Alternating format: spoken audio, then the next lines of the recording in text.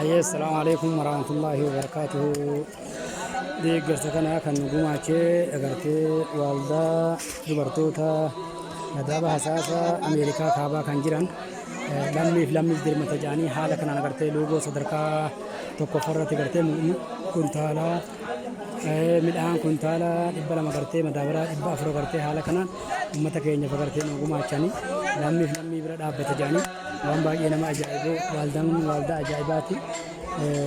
Agartee umu fedhillee hoo ta'e gartee lammiin keenya gartee nu jala miidhamee lammiin keenya nu jala xiiqamee lammiin keenya nu jala haala amma jiru kanaan saaxilamee nuyi gartee waldaan keenya bukkee dhaabbatuu qaba jechaaf waldaan dubartootaa haala kanaan agartee gumaacha kana nu godhani saniifuu waan isaan nu godhan kun waan baay'ee nama gammachiisu waan baay'ee gartee ilma namaatiif agartee gammachuu guddaa karaa sarara biraattis agartee waan gaariidha.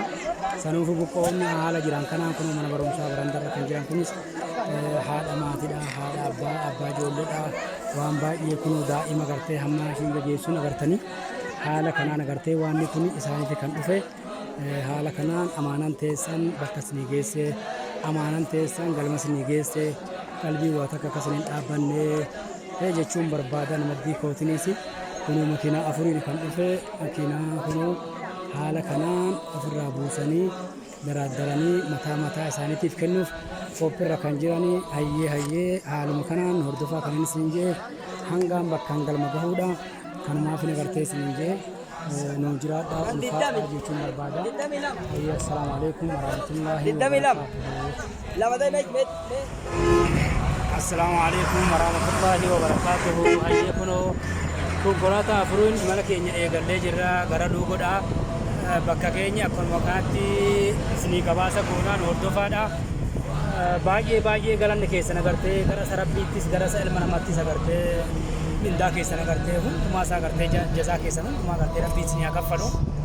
Kuntaal dhibba lama qabannee waldaa dubartoota agartee kan gadaabaa hasaasaa jiran biyya Ameerikaa irraa gumaachan haala kanaan magaalaa Sanbatee keessaa bahutti kan jirru wanti amaanaa teessan uummata biraan isinii geenye haaluma kanaan agartee waraabbii kana isinii waraabnee kuntaalii dhibbi lama kuni kuntaali dhibbi lama madaabaraa dhibba afur ta'a ba'uuraa dhibba afur isinii danda'a jechaadha. Haaluma kanaan agartee nu hordofaa. Assalaamu alaikum warahmatullahi wabarakaatuh. Bismillah toltii gaariidhaa nuyi agartee imala kana akka nu ta'u duraayin keessan agartee nu faana haa jiraatu nu hordofaa. Assalaamu alaikum warahmatullahi wabarakaatuh.